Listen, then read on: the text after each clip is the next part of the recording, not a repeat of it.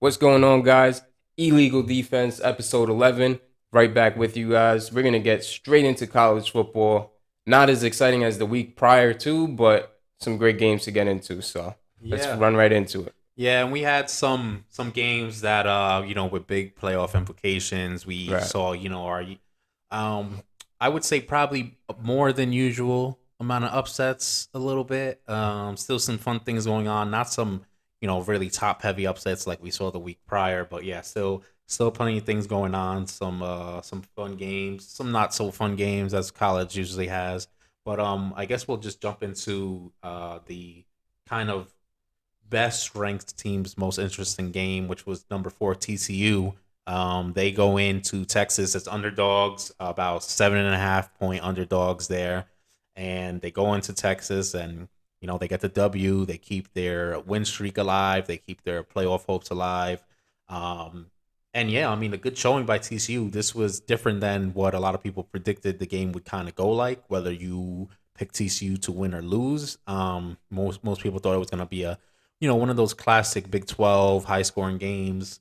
Right. TCU came out and they just really put the clamps on defense and really, took it to Texas on the defensive side of the ball. I mean, they held Texas to 28 rush yards for the entire game, Wow. kept Texas to 10 points. TCU only needed 17 points to win this game.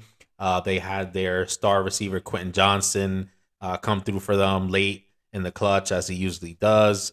And yeah, they get an important win here. Like we said, they stay alive in the playoff hopes. Then look, people keep picking TCU to lose every week, thinking, oh, they're not that good. They're going to lose. They're Right. not at the same caliber as some of the other playoff teams, but they've been able to hold on so far. Texas was one of the big ones on their schedule, and they get past them. So now, next week they head to Baylor and they have another challenge with them. But Baylor's a team that's been sliding as of late, so Right. not as big of a potential matchup as it could have been earlier in the season. But still, you can't count Baylor out. But yeah, TCU, fun team for everyone this year. Really, they really just ascended to the top. Their coach getting a lot of recognition for coming and stepping in and taking them to so far undefeated in his first year. Right. Um, next game we'll head out to the Pac-12. We had number 24 Washington go to number 6 Oregon. This was a game that a lot of people were picking Oregon to win. Oregon's been, flawless outside of that Georgia game. Right. They've been able to win throwing the ball, running the ball, playing more balance with a combination of both. And they come into this game. They come against a Washington team that we saw Washington kind of really take it to Michigan State early on. That was the big statement win for them. We people didn't know how bad Michigan State was yet. Right. But yeah, I mean that kind of put Washington on the map. Their quarterback Michael Penix, who transfers from Indiana, really putting up big numbers. And yeah, Washington comes in this game and they made a statement and they come out with a close one, 37-34. They win on a late field goal. And Washington is just kind of playing spoiler here. Um, and this really took away Oregon's probably their shot at the playoffs. Yeah, for And sure. they still have a shot at the Pac-12 championship, but yeah, Outside of that, the playoff picture for them is kind of looking slim because as we saw with Georgia in the beginning of the year, we saw the outcome and how they just got mowed by their offense, and they weren't it. Bo Nix was it was kind of like, oh, is Bo Nix really legit? What's really going on? Then he had the whole stint of games where he was just playing like a Heisman candidate, and it all boiled down to, I mean, it didn't all boil down to this specific game, but the fact that they lost this game is significant enough to keep them out of the playoffs, especially considering that Washington was ranked 24 at the time. So yeah, I mean, that's pretty much the whole scenario with Oregon. yeah, and so yeah, they'll look to bounce back and continue fighting for that Pac-12 championship. But at this point, it looks like it's probably USC or nothing for the Pac-12 in terms of playoffs. But yeah, still look, these championship games are still important. Only 4 teams make the playoffs. The other stuff all matters for college football. I mean, Washington was pretty much out of the playoff picture, it still is, but for them, they had to take some pride into going into Oregon and getting the win. So hopefully for Oregon, they can continue to build upon what they've been doing so far. And with a coach like Dan Lanning who comes over with all that success from Georgia, might be some, still a bright future ahead for that young first year squad under his head coaching leadership. We can get into SEC matchup. Number 7 LSU goes into Arkansas. LSU, of course, picked up the huge win at Bama last week, where they go for the 2 point conversion and make it. This was a huge game because if LSU loses this gives Alabama, the shot to get into that SEC championship game and kind of give them some life back. The win here makes LSU, guaranteed to go to the SEC championship and represent the SEC West. Right. And they came out and they got the job done. They won 13-10. Wasn't a pretty win, wasn't super flashy by any means, but they did what was necessary. And as a result, first year under Brian Kelly, and they're going to the SEC championship game, and as a team that a lot of people would never had picked them to make. Right. So, look, they started off the year struggling. We all saw the first game with, they had missed field goals going on in some of these games. They, all sorts of things going on. Keishawn Butte pretty much disappeared. Just not buying in. And yeah, but but Brian Kelly found a way. He did what he needed to do as a coach, get his guys prepared, and they're winning a maybe a different style of football than some of the team might have wanted, but the guys who bought in are certainly reaping the benefits. And going to the SEC championship game in the first year, I mean, we all know how hard the SEC is. So congrats to them for picking up a win against a solid Arkansas team.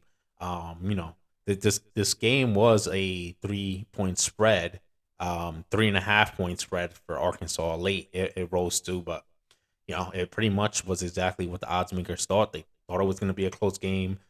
We saw Arkansas have some not so great games so far, but they're still a good team, and they could play up to their competition when they need to. We can talk about how continue to talk about some of these championship games just in general. As far as the Power Five goes, we kind of mentioned LSU being the representing the SEC West. We know Georgia is going to be in the SEC East. Sure. So we kind of have that laid out for us. That one's pretty cut and dry. If we move on to the Big Ten, we have both sides aren't really both sides haven't really revealed themselves yet, right? Right. We still have the game later in the year between Ohio State and Michigan. That's going to determine the Big Ten East winner, and that pretty much determines who wins the whole conference. So we still have that going on. The West is still in flux. You have even teams like Iowa and things like that still in the mix. So the Big Ten is one to watch for, but really you're really just watching for the winner of that Ohio State Michigan game. And then look, the Pac-12 might be the most interesting with all the pieces in flux right now. You have Oregon still fighting for that spot. UCLA is still in the mix. I mean, they're playing USC this weekend. That's a huge game. Right.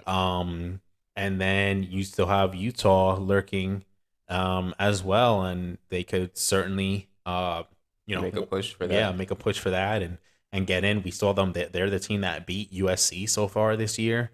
The only team to do so. So, you certainly can't sleep on them as well. If you move to the ACC, we have Clemson on one side and what looks like to be a North Carolina team on the other side.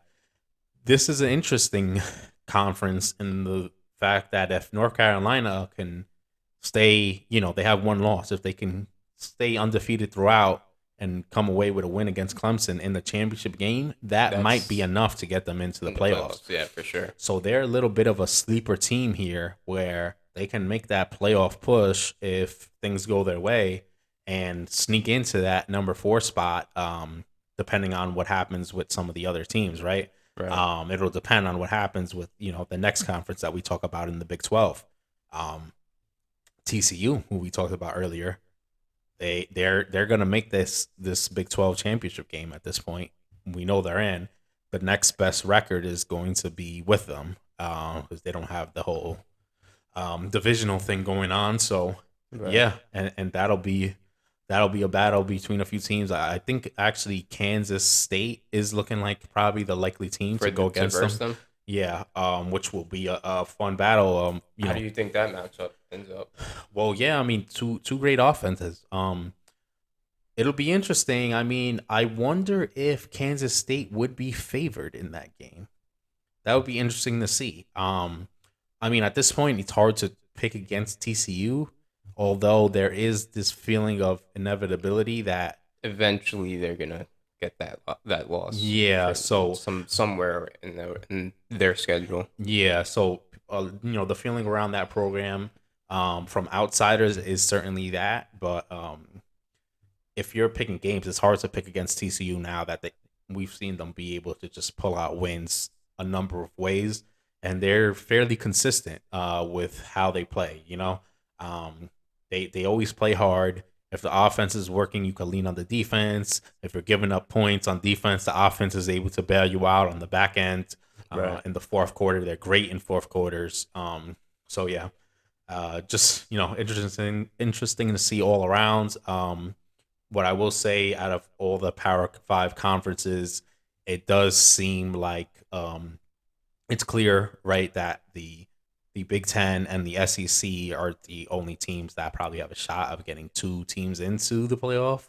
Right. But it's probably tough. Probably the SEC has the best chance because of Tennessee. That's not even going to make the conference championship game. But for the Big Ten, it'd be hard for Ohio State or Michigan to get in as a loser Right. unless a lot of things happen and a lot of teams kind of eliminate each other from the mix here.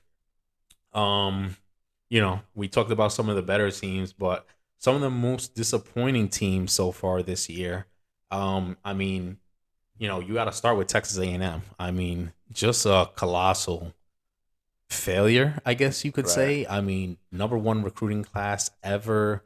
Tons of studs coming in, all the hype, all the Jimbo versus Saban drama, and they just completely fell flat. The offense they just look flat in general. is terrible. They can't put up points. They have monsters and playmakers all over their defense. They're not playing up to par. Yeah, it's just not a good time for A&M.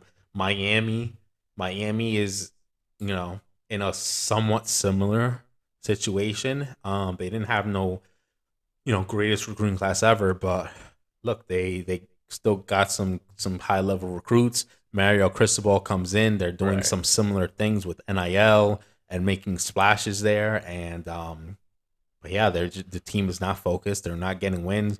And in one way, you might say they might be more of an underachiever because they had Tyler Van Dyke coming into this year, and he's a guy that people were talking about being a first round quarterback, and that's just clearly not going to be the case here. So yeah, they fell flat as well. Another quarterback in Brennan Armstrong for Virginia and his team. I mean, look, he was one of the best quarterbacks last year in terms of passing yards, passing touchdowns, all these kind of stats, and they've just fallen flat. Their offense has not looked the same as last year. Defensively, they were not great last year. They're just as bad this year. So, yeah, definitely some disappointment there. Big 12 wise, both Texas and Oklahoma have been somewhat disappointing, as both were picked as the 2 teams to kind of lead that conference. Both have underperformed. At least Texas has still improved record wise, Yeah. and they have certainly a more promising future. Oklahoma, though, really they started off okay, and then they had some injuries, and then they really slid down hard. Yeah. They've kind of been able to get back in it late, but yeah, just not what we're accustomed to seeing from Oklahoma. Hopefully, they could bounce back. Last two teams we'll talk about are some Big Ten teams. We have both Michigan State and Nebraska. Um, Michigan State came out last year, really utilized the transfer portal well. And yeah, and this year they've just been Been flat. complete disappointment. We saw we had the videos of the Michigan State players fighting the Michigan players inside of, Right. Michigan Stadium, and suspensions being handed out to them. That was a disaster. They certainly haven't played up to the standards that that coaching staff and that program have been accustomed to. Especially after you give your coach one of the best contracts in football, Right. and Yeah, you would expect them to be able to put a little bit better product on the field. yeah, Um, but again, that kind of it seems like it's a I don't know if it's more so a leader thing because obviously most of these programs they seem to have good coaches. I mean we've talked about even with like Jimbo Fisher. I mean he's not the greatest coach, but he's shown in his past that he can win. Um, I don't know like if it's maybe it is the coaching staff. They're unable to really utilize the personnel that they have. Maybe if they thought like let's just get an influx of talent from the transfer portal and just in general, not even just from the transfer portal, but just in recruiting in general, and let's try to put something on the field rather than actually building like specific schemes towards their strengths. But I mean, nonetheless, just like you mentioned, I mean, it's been really disappointing for the majority of these teams. yeah, So and I'd say Mel Tucker as a coach, I believe in Mel Tucker. I think he's one of the better coaches around, but I think what you do see this as a result of is they were able to get into the transfer portal, hit some home runs last year. Kenneth Walker, was in contention for the Heisman, one of the best running backs. Now we see him in the NFL killing it, right? You nah. you, you lose a guy like that, but you're not really replenishing them, right? Right. You're able to go into the portal and get guys again, but if they're not going to get you that type of production, then Then you're is going to it see worth these it? these huge drop offs, right? Right. And so you get to see how the transfer portal works, but it's short term. It's all short term with the transfer portal. Right. So it's not the same as getting a recruit that you get to develop, and you've been with them from the start, and if they want to stay loyal, they stay with you, and you get to build over the years. The transfer portal, you might get a guy, especially an older guy that you feel that can help you right away. Well, they're coming in, they do good, they're off to the NFL, and good luck next year. Sayonara. Right. Yeah. And then lastly, Nebraska, we all know how bad that's been going. They got to fire Scott Frost in the Scott beginning of the Frost is year. yeah. A lot of talk about how they're going to be so much better because they lost close games last year and all this kind of nonsense. But yeah, they're just not a very good team, and they have a lot of work to do in in and around that program. We can get into the preview of some games. Start off with a matchup of Utah going against Oregon. We talked about Oregon's last game. With the loss to Washington. Oregon needs to get up for this game because Utah could kind of put the nail in the coffin in terms of their conference championship game hopes. We saw what happened last year with these teams. Utah beat them twice, and Mhm. they ran them out of the building twice. Right. So, look, Utah's a great team. They, kind of look that early loss to Florida really hurt them because if they didn't lose that game early to Florida when Anthony Richardson was, really playing some of his best football in that game, Right. if they didn't lose that game, we'd be talking about Utah as a playoff team. Yeah. Um, and they have that still. I mean, their They have record, that identity. yeah, their record kind of eliminates them from that talk, but they have the same type of skills and potential there to play up to the level of some of these playoff teams. So and Oregon does as well. I mean, we kind of seen it. We didn't see it against Georgia, but we saw it against everyone else. Them look good, but yeah, this will be a hard fought out game. This is another home game for Oregon though. Oregon really has to, Show up. yeah, really has to show up. I mean, look, you lost to Washington at home. Now you got Utah at home. I mean, it's a tough back to back, but I mean, couldn't be much better when you have the game at home. So that you got to capitalize on that, and really, Dan Lanning has to push his team to have his guys ready to go and know what's on the line, and where their goals are and where they want to be headed. We'll keep it in the Pac-12. We'll talk about number 7 USC going against number 16 UCLA, and these teams, crosstown rivals, they get in there and mix it up. It's a huge game because UCLA still wants to, in a similar situation as Oregon, make that Pac-12 championship game. USC has even bigger goals than that. If they can win out, they're Possibly gonna make like they'll be able to sneak into the playoffs. nah. They play UCLA, and I think the week later they will play Notre Dame, and Notre Dame is ranked now. Mhm. So USC as a number 7 team gets to go and play number 16 UCLA, a number whatever, I don't remember what Notre Dame is ranked, maybe around More 20-ish towards or the something lower, like that. right. But they get to play them, and then if they go to the Pac-12 championship, now they play another ranked team. They get to close out with 3 ranked teams. If USC wins out, they're in. They're in almost the same way TCU is in if they win out. Those 2 teams could pretty much lock it up. I mean, Georgia, they went out. They're in. Ohio State or Michigan, if they went out, USC, if they went out, and TCU, if they went out, there's nothing any other teams can do Can to really get put in their if resume. those 4 teams went out. Right. They'll all 4 of them can lock themselves in, no matter what happens with anybody else. So, USC will be one to watch, and they're only lost against Utah, who I don't know exactly how that playoff picture is looking as far as tiebreakers go in every situation, but they might end up with a rematch against Utah. So they might be able to avenge that loss that they have and really even make more of a statement there if they can, win these next few games to get to that Pac-12 championship. And then lastly, the last game we'll preview is Illinois going to Michigan.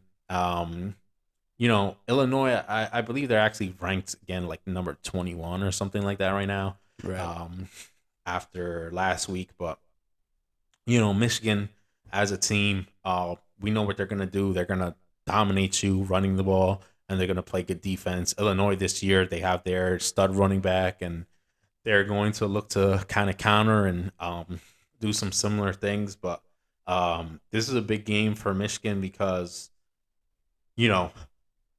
Michigan, obviously, they need to keep winning. They need to win out. They don't have any sort of non-conference schedule where they've shown any fight against a real team. They've been playing a bunch of cupcakes on their schedule, which is fine if you're gonna, just keep winning and put yourself in position to win out.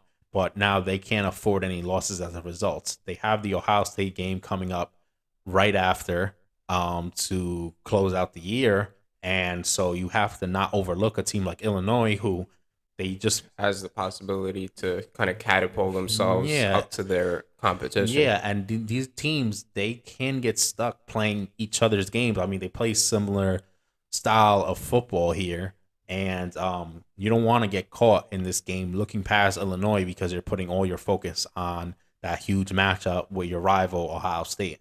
So, it'll be interesting to see how Michigan handles this one. Are they able to kind of blow this one out of the water the same way they do, like, say, a Penn State or something like that? Or do they get stuck in a closer matchup, kind of how they did, against the Maryland team earlier this year? So, definitely something to look out for going into one of the last weeks of the college football season. We could talk about some best bets. We can start with UTSA going against Rice. UTSA minus 13.5 point favorite here. Rice just not a very good team. When the spread is somewhat manageable against Rice, I'd probably take the spread most of the time. Right. This is a UTSA team, mind you, that last year was very good team, ranked in the top 25 towards the end of the year, was undefeated for most of the year. Really solid team against a Rice team that's not very good. I like them to win by over 2 touchdowns there. Penn State, we were just talking about them. They're going to go to Rutgers. Penn State, you know, really rounding out into form. Their only 2 losses against Ohio State and Michigan, which are and yeah, stellar teams. and poor Penn State. It gets people haven't been thinking that they were that good all year. Now people are starting to really see it as they keep destroying some of these teams. Right. Penn State favored by 19 and a half here against a Rutgers team that's Not really just good not at very all. good. Penn State, if they just keep up what they've been doing, they should win by plenty more than that. So I like Penn State minus 19 and a half here. We get all the way back to number TCU. We talked about in the beginning how they had a game against Baylor this week. They go on the road again after being on the road at Texas. They're favored by minus 2.5. I'll take TCU to win, and I think 2.5 points plenty enough for them to cover against a Baylor team that's been having some troubles as of late. And then we can kind of close out with number 25 Oregon State going to Arizona State. Oregon State, highly, highly, highly underrated team. They've gotten, they've broken into the rankings before. They usually, they've been facing plenty of tough teams in the loaded Pac-12 this year, which we never thought we'd be talking about. Right. But yeah, I mean, look, they've taken some losses, but against solid teams, they go against the Arizona State team that we saw Herm Edwards fired earlier this year, before he even gets off the field of the game, pretty much. That's crazy. And their team as a whole, they've bounced back a little bit. They've shown some fight in some games, but against the Oregon State team, I think it's going to be too much. They're minus 7.5 here. I think they'll win by more than a touchdown. I'll take them to cover against the spread here. And with that, we'll close out of our, college football coverage. And yeah, we'll get back to you guys next week with some more previews, some more recaps, and some more best bets. See you guys later.